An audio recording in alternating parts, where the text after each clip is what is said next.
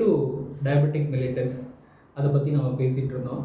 இது வந்து பார்த்திங்கன்னா ஜெனட்டிக்கலாகவே வந்து பார்த்திங்கன்னா நிறைய மக்களுக்கு வந்து இது அஃபெக்ட் ஆகிட்டு வருது அப்படின்றத நம்ம தெரிஞ்சுக்கணும் முதல்ல.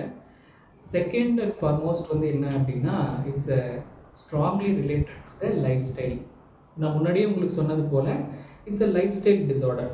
ஆமாம், ஏன்னா நிறைய பேர் இப்போ இருக்கிற காலகட்டத்தில் வந்து இப்போ பிளட் சுகர் அப்படின்னாலே ஒரு நீரிழிவு நோய். ஒன்ஸ் அவங்க அஃபெக்ட் ஆகிட்டாங்க அப்படின்னா மென்டலாகவும் அஃபெக்ட் ஆகிடுறாங்க, ஃபிசிக்கலாகவும் அஃபெக்ட் ஆகிடுறாங்க. அதுக்கப்புறம் அவங்களோட இந்த ரிமைனிங் லைஃப்பை வந்து அவங்களே வந்து ரொம்ப டவுன் ஆகிடுறாங்க.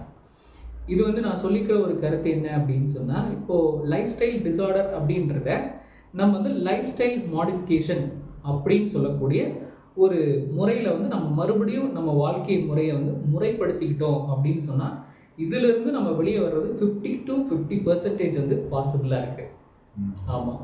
செகண்ட் வந்து பார்த்திங்கன்னா, டெஃபினெட்லி வி ஷுட் டேக், நம்ம வந்து நமக்கு தேவையான மருந்து மாத்திரைகளை கட்டாயம் நம்ம எடுத்துக்கணும். இது மூலமாக நம்ம முழுக்க இந்த பிளட் சுகர், அதாவது இந்த ரத்த சர்க்கரையை வந்து முழுக்க நம்ம இதை அவாய்ட் பண்ண முடியும். இது ஒரு நோய் கிடையாது அப்படின்னு சொன்னீங்க. நோயினா தானே மருந்து சாப்பிடுவோம், அப்புறம் எதுக்கு மருந்து சாப்பிடணும்? கரெக்ட், நீங்கள் சொன்னது கரெக்டாக தான். இப்போது பார்த்தீங்கன்னா டிசீஸ் அப்படின்றது வந்து இட் இஸ் ஆக்சுவலி, அதாவது பார்த்திங்கன்னா நம்ம உடம்புல வந்து நிலைத்தன்மையாக இருக்கக்கூடியது. அதாவது இது வந்து பார்த்திங்கன்னா பிளட் சுகர் அப்படின்றது அது போலவே இருக்கிறதுனால, அதாவது சிமிலர் டு டிசீஸ். டிஸார்டர் நான் உங்ககிட்ட சொல்லியிருந்தேன், but it's similar to disease. இதுவும் வந்து ஒரு நிலைத்தன்மையோடு இருக்குது. அதாவது நம்ம கம்யூனிட்டியில் வந்து பார்த்திங்கன்னா தொற்று நோயின்னு இருக்குது, இன்னொன்று தொற்று நோய் போலவே இருக்கக்கூடியது தான் இந்த நீரிழிவு. நீரிழிவு வந்து யாருக்கும் தொற்றுறது கிடையாது, ஆனால் ஒன்ஸ் ஒரு பர்சனுக்கு வந்துச்சு அப்படின்னா ஒரு நிலைத்தன்மையோடு இருக்குது. அப்போது அந்த நிலைத்தன்மையினுடைய வீரியத்தை நம்ம குறைக்கணும் அப்படின்னா நம்ம வந்து சில வழிமுறைகளை வந்து கட்டாயம் நம்ம ஃபாலோ பண்ணி தான் ஆகணும். அந்த வழிமுறையில் முக்கியமானது தான் நம்ம வாழ்க்கை முறையை வந்து சரிப்படுத்திக்கிறது. இப்போ நீங்கள் வந்து வாழ்க்கை முறையை மாற்றினா அந்த வியாதியிலேருந்து வெளியே வரலான்னு சொல்கிறீங்க, அது வராமல் பார்த்துலான்னு சொல்கிறீங்க. அந்த வாழ்க்கை முறையில் என்னென்ன சரி பண்ணணும்னு சொல்கிறீங்க? முதல்ல வந்து நான் பாருங்கள், இப்போ என்னோட மெடிசனில் வந்து என்ன சஜஸ்ட் பண்ணுறாங்க அப்படின்னா, முதல்ல வந்து மெடிசன் எடுங்கன்னு சஜஸ்ட் பண்ணுறதில்ல. முதல் விஷயமா அவங்க சொல்கிறது வந்து lifestyle modification. Lifestyle மாடிஃபிகேஷனில் ஒரு 3 ஸ்டெப் இருக்குது. முதல்ல நம்மளுடைய உணவு பழக்க வழக்க முறையை நம்ம சரி செஞ்சுக்கணும் இல்லைங்களா. இரண்டாவது, நம்ம உடலுக்கு தேவையான உடல் இயக்கத்தை நம்ம கட்டுப்படுத்தணும், இன்னும் கடைபிடிக்கணும். மூணாவது பார்த்திங்கன்னா நமக்கு தேவையான மருந்து மாத்திரைகளை எடுக்கணும். இந்த 3 விஷயங்களை நம்ம கடைபிடித்தோம் அப்படின்னாலே இதிலிருந்து 90% இந்த நீரிழிவு தாக்கத்திலிருந்து நம்ம வெளிவரதுக்கு உண்டான வாய்ப்புகள் அதிகமாக இருக்குது. இப்போது வந்து நான் வந்து வாழ்க்கை முறையை மாற்றிக்கிறேன், சாப்பாடை சரி பண்ணிக்கிறேன், எக்ஸசைஸ் பண்ணுறேன், மெடிசன் இல்லாமல் போகலாம் அப்படின்னு கேட்டால் என்ன சொல்லுவீங்க? அது பார்த்திங்கன்னா இப்போது ஒவ்வொருடைய உடல் அமைப்பும் வந்து பார்த்திங்கன்னா டிஃப்ரெண்ட். ஒருத்தர்லேருந்து இன்னொருத்தர் வந்து வேறுபட்டு இருக்கிறாங்க. நம்மளுடைய உடல் அமைப்பு அப்படின்றது வந்து பார்த்திங்கன்னா நம்ம வாழ்க்கை முறையை மாற்றிக்கிறதுலேருந்து பார்த்திங்கன்னா நம்ம உடம்பு தன்னைத்தானே குணப்படுத்திக்கக்கூடிய ஆற்றல் உள்ளது. அப்படி தான் கடவுள் படைச்சிருக்கிறாரு. ஏன் அப்படின்னா மெடிசன் எல்லாம் it's been created by God. ஆண்டவர் தான் நமக்கு வந்து இந்த மெடிசன் எல்லாம் கொடுத்தது. அப்போது அதுக்கு மேலானது ஒன்று இருக்குது. என்ன அப்படின்னா தன்னம்பிக்கையும் தைரியமும் தான். அதை நம்ம வந்து முன் வச்சு நம்ம வாழ்க்கை முறையை நம்ம சரி பண்ணிக்கும் போது கட்டாயம் அதிலிருந்து ஒரு விடுதலை கிடைக்கும். இப்போ நீங்கள் வந்து வியாதி வந்தவங்களுக்கு நீங்கள் வந்து இதெல்லாம் சாப்பிடணும், இதெல்லாம் சாப்பிடக்கூடாது, இந்த மாதிரி சாப்பிடணும்னு சொல்கிறீங்க. ஆமாம். அந்த வியாதி வராமல் இருக்கணும், அதில் ஆரம்ப கட்டத்தில் இருக்கும் அப்படிங்கிறவங்களுக்கு நீங்கள் என்ன மாதிரி சாப்பாடு சஜஸ்ட் பண்ணுவீங்க, என்னென்ன எக்ஸசைஸ் பண்ணணும்னு சொல்லுவீங்க? 2 சொல்லுங்கள். கரெக்ட், நல்ல கொஷின்.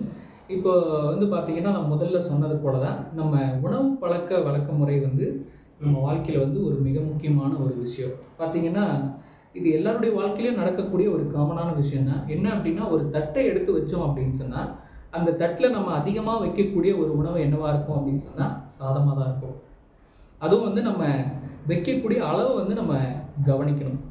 நிறைய வீடுகளில், ஏன் என்னோடய வீட்டிலேயே கூட நான் சொல்கிறேனே, அப்போ வந்து பார்த்திங்கன்னா சாதம் அப்படின்றது நமக்கு ஒரு நேரத்துக்கு தேவையான அளவு வந்து பார்த்திங்கன்னா 30% தான். ஆனால் இன்றைக்கி இருக்கிற காலகட்டத்தில் வந்து பார்த்திங்கன்னா நம்ம 80லேருந்து 90% சாதத்தை சாப்பிட்றோம். அப்போ சாதத்தில் இருக்கக்கூடிய ஸ்டார்ச் அப்படி என்ன பண்ணக்கூடிய கார்போஹைட்ரேட் அது என்ன ஆகுது அப்படின்னா நம்ம உடம்புல ஜீரணமாகி அது சர்க்கரை மூலக்கூறா மாறி ரத்தத்தில் கலந்து அது ரத்தத்திலேயே நிறைய நேரம் தங்கி இருக்கிறதுனால தான் இந்த தொந்தரவு உண்டாகும். அப்போ என்ன பண்ணணும் அப்படின்னா, சாதத்தை குறைத்து மற்ற காய்கறிகள், கீரைகள் அதையும் சம அளவில் நம்ம எடுத்துக்கொள்ளும் போது நம்ம உடம்புக்கு தேவையான எல்லா சத்துக்களும் சரிவிகிதமாக கிடைக்கும்போது வந்து பார்த்தீங்கன்னா பிளட் சுகர் அப்படின்றது வந்து பார்த்தீங்கன்னா அதிகமாகாமல் பார்த்துக்கும். 30% சோறு, மிச்சம் 30 என்ன சொல்லுங்க? எஸ், 30% நீங்கள் சாதம் எடுத்துக்கலாம், இன்னொரு 30% காய்கறி எடுத்துக்கலாம், இன்னொரு 30% கீரைகள் எடுத்துக்கலாம், ஒரு 10% மட்டும் உங்களுக்கு பிடிச்ச ஏதாவது ஒரு பழத்தை வந்து சாப்பிடலாம். ஃபார் எக்ஸாம்பிள் அது ஒரு வாழைப்பழமாக கூட இருக்கலாம். இப்படி நம்ம சரிவிகிதமாக நம்மளுடைய ஆகாரத்தை எடுத்துக்கும் போது நமக்கு தேவையான எல்லா சத்துக்களும் கிடைச்சிருது. அதே நேரத்தில் ரத்த சர்க்கரையோட அளவும் கட்டுக்குள்ளே இருக்கும். இப்போ வந்து அரிசி சாப்பிடாம கோதுமை சாப்பிட்டா சுகர் வராதுன்னு சொல்கிறாங்களா? இது வந்து உண்மையான ஒரு தகவல் கிடையாது.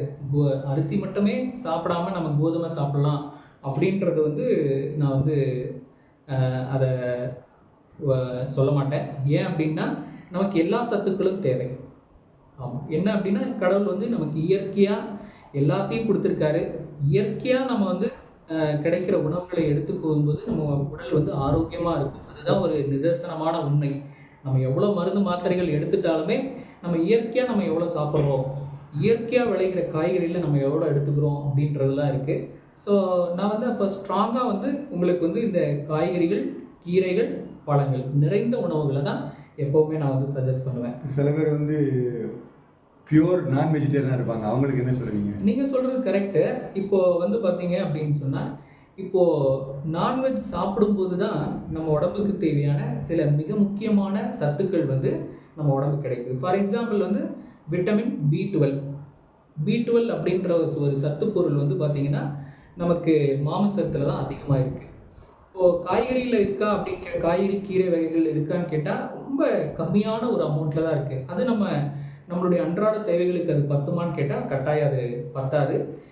அதனால் வந்து நம்ம மாமிசத்தை வந்து கொழுப்பு கலக்காத மாமிசமாக நம்ம எடுத்துக்கிட்டோம் அப்படின்னு சொன்னால் நம்மளுடைய உடலுக்கு வந்து முழுக்க அது ஆரோக்கியம் தான். அதே நேரத்தில் மாமிசம் மட்டுமே வந்து நம்ம வாரம் முழுக்க சாப்பிடலாம், ஒவ்வொரு தடவை நம்ம சாப்பிடும்போது சாப்பிடலாமான்னு கேட்டால் அது தவறு. அப்படி நம்ம சாப்பிடக்கூடாது. ஏன் அப்படின்னா நமக்கு மற்ற பொருட்களும் நம்மளுடைய உணவு பழக்கத்தில் கட்டாயம் இருக்கணும். காலையில், மத்தியானம், நைட்டுக்கு நீங்கள் ஒரு ஐடியா சொல்லணும், என்ன எப்படி சாப்பிட்டா நல்லாயிருக்கும்? கரெக்ட். இப்போ வந்து பார்த்தீங்கன்னா ஒரு நாளைக்கு 3 வேளைகள் இருக்குது. வழக்கமாக நம்ம 3 வேளை சாப்பிடுவோம். ஆனால் நம்ம 3 வேளை கட்டாயமாக சாப்பிடுமா அப்படின்னு கேட்டால் கிடையாது. இப்போ ஒவ்வொருத்தவங்களுடைய தேவைகளை பொறுத்து தான் உணவுன்றது ஒரு அடிப்படை தேவை. அப்படி இருக்கும்போது வந்து பார்த்தீங்கன்னா இப்போ நான் ஒரு மருத்துவர்.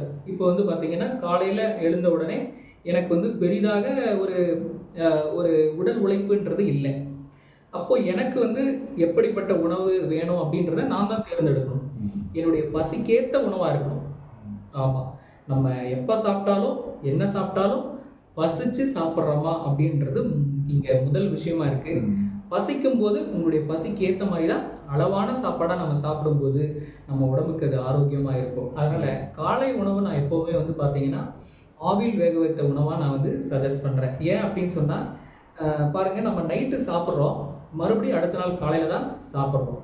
அதனால தான் பிரேக் த ஃபாஸ்ட்டுன்னு சொல்கிறாங்க. காலை உணவுன்றது ஒரு மிக முக்கியமான ஒரு உணவு. ஆனால் நம்ம வந்து நிறைய சாப்பிட்ணுமா அப்படின்னு கேட்டால் இல்லை.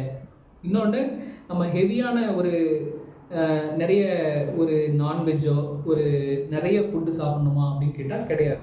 ஒரு சின்ன உணவாக, அதாவது நம்ம பசிக்கு தேவையான ஒரு உணவாக எடுத்துக்கிட்டாலே போதுமானதாக இருக்கணும். அதே நேரத்தில் அது எளிதாக ஜீரணமாகக்கூடிய உணவாக இருக்கலாம். ஏன் அப்படின்னா நம்ம நைட் சாப்பிட்டுட்டு காலையில் சாப்பிடும்போது பார்த்திங்கன்னா இடைப்பட்ட நேரம் 12 மணி நேரம் இருக்கும். எப்படி பார்த்தாலும் மினிமம் 10 to 12 hours, 10லேருந்து 12 மணி நேரம் இருக்கும். அப்போது இவ்வளோ நேரம் கேப் விட்டுட்டு உடனடியாக நம்ம வந்து ஒரு பெரிய அளவுக்கு அதிகமான உணவு உண்ணும்போது என்ன ஆகுது அப்படின்னா நம்ம உடலில் வந்து அதுவே வந்து ரத்த சக்கரை